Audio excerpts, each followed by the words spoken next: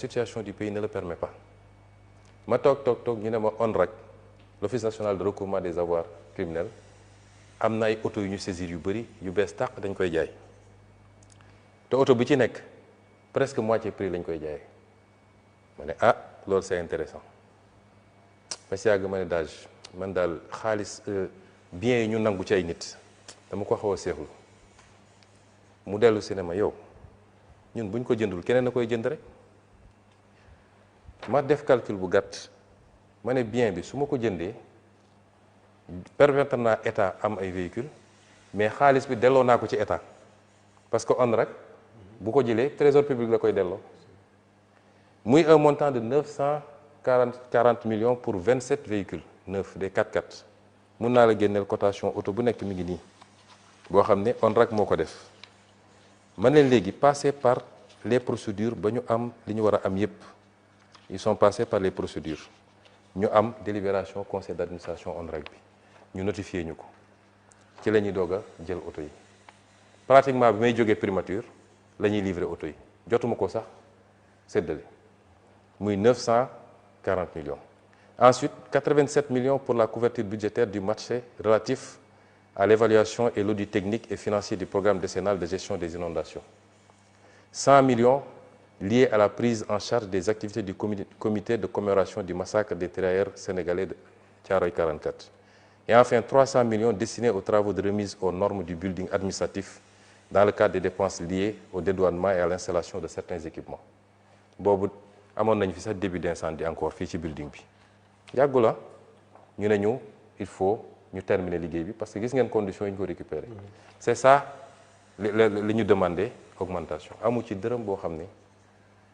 te lépp ay facture la bu ñu jógee ci loolu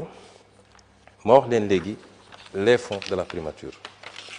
dama wax le DAGE ma ne ko 15 bu ñuy génne donte kenn du ko contrôler dama bëgg mu am traçabilité tey je lance un défi dégg naa ay waa société civile ne on demande ñu wax ñu rendre public fonds wu primature pourquoi commencé wuñ ci présidence de la république xam nga mauvaise foi weesuwul loolu Sénégal nit ñi doy nañu waar jiitaluñu yàlla ci leen dañuy cibler benn nit bëgguñu ko parce que man awma affaire ak ñoom en réalité man fricoté wu ma ak ñoom jëflante wu ma ak ñoom parce que dama nekk ci sama siège ñu nekk seen siège am ñoo xam ne mosuñoo dem ne peuple bi faites-moi confiance confiez-moi le pays mais jàpp nañ ni ku toog ñoom ñoo war a diriger ñoom ñoo la wax naka ngay yore réew mi loolu nag ce sera pas avec Ousmane Sonko loolu tax nga gis seen il ne me supporte pas mais tant mieux mais ku naan kay tu veux la transparence sur les fonds commencez par le plus gros fonds et je lance un défi ici nañu teg disposition bi ne les fonds ne sont soumis à aucune justification nañ ko lever ñu jël les 10 dernières années les fonds de la présidence les fonds de la primature ñu ñëw ñu andi IGE wala Cour des comptes mu càmbar ko je serai le seul à justifier chaque centime fan la dugg dégg ngeen fii ñu bëri bi ñu leen ne fan nga jëlee xaalis dañ ne dama doon gérer ay fonds gérer fonds taxul nga am xaalis parce que fonds bi donte ne nañ duñ ko contrôler mais dafa am lu ko jublu woon mooy na dellu ci njëriñu askan wi c'est pas pour nga dugal ko sa poche wala nga may ko say mbokk wala nga dem defee ko politique donc je lance un défi na ko peuple bi demander exiger ko ñu ubbi un audit des fonds muy fonds politique muy fonds social fonds secret wala fonds spéciaux muy les fonds politiques lépp ñu auditer ko man Ousmane Sonko du am fukki dërëm boo xam du ma justifier fan la dugg avec pièce à l'appui. Donc loolu je tenais à le dire maintenant c'est une opportunité ma wax ko fii peuple sénégalais moo war a réclamer parce que débat bi day am ñoo xam ne dafa mel ni ñoom moom Sénégal quelques membres de la société civile quelques politiques la question elle est très simple peuple sénégal est-ce que bëgg na ñu continuer di jox ay nit xaalis boo xam ne kenn du ko justifier wala bëgg ko moom président de la république moo taxaw fii ne dañu war a contrôler les fonds secrets tey muy ñëw di invoquer ay c'est du domaine du règlement ay on veut me priver de ceci déedéet bu dee transparence rek moo ko tax a jóg la loi bi député yi dugal fii dañu ne fonds bi warul financer activité politique warul financer enrichissement personnel li tax fonds bi jóg nañ ko yemale ci loolu loolu kan la mën a gêner tout le monde devait applaudir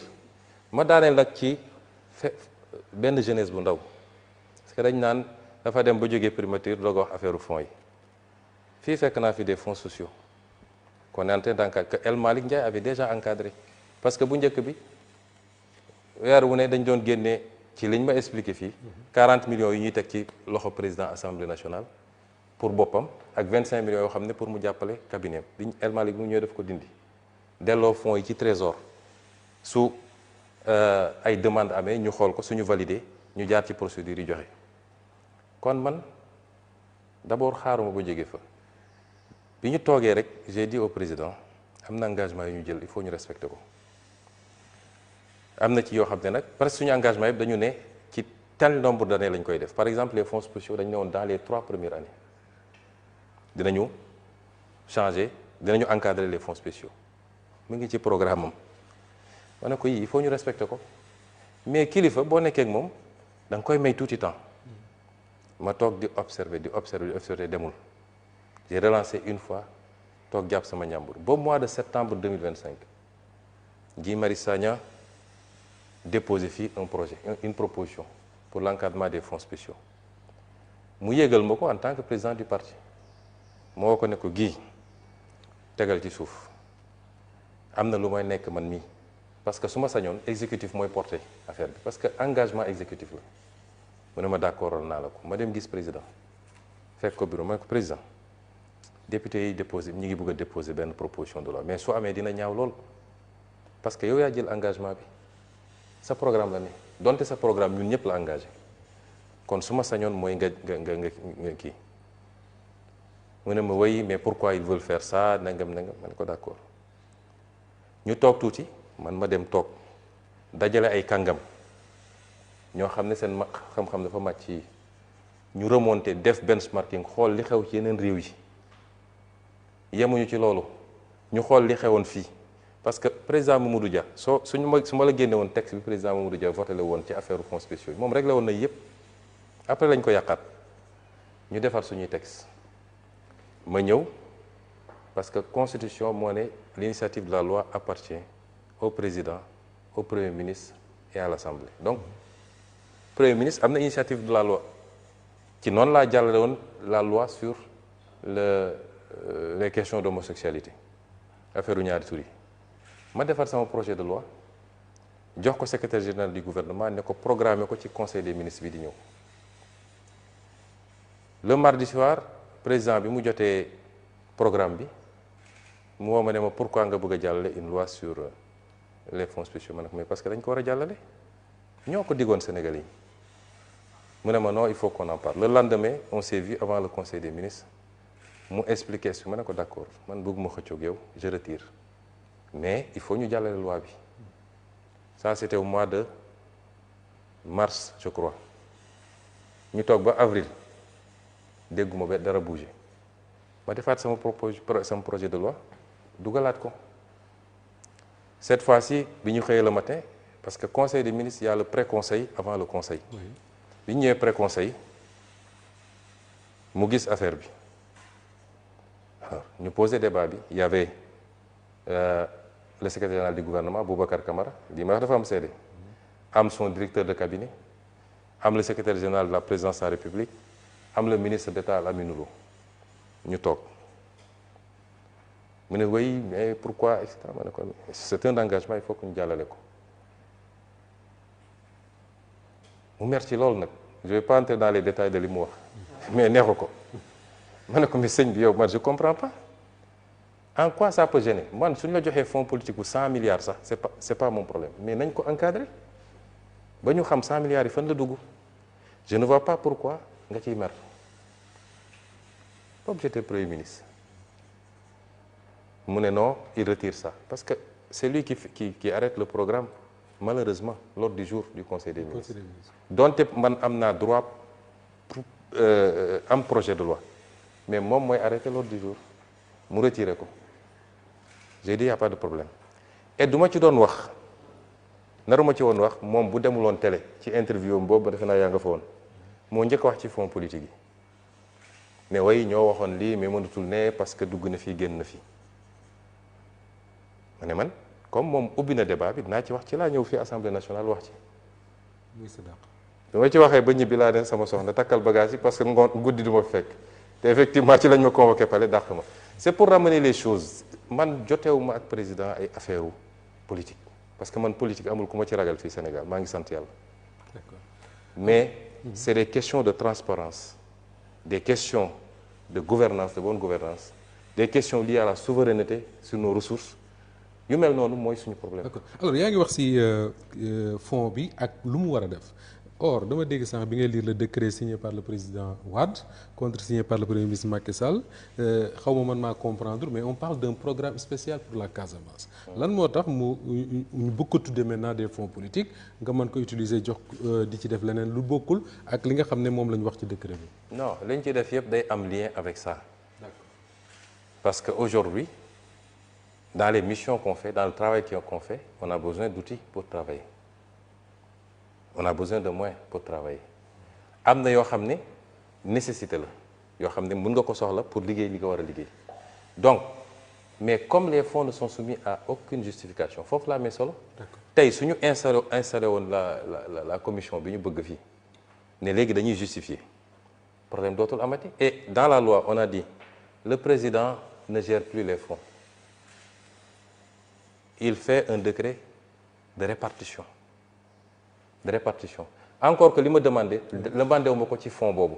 je t'ai dit qu'à la primature on a 3 fonds on a le fonds d'aide le fonds de secours et les aides et secours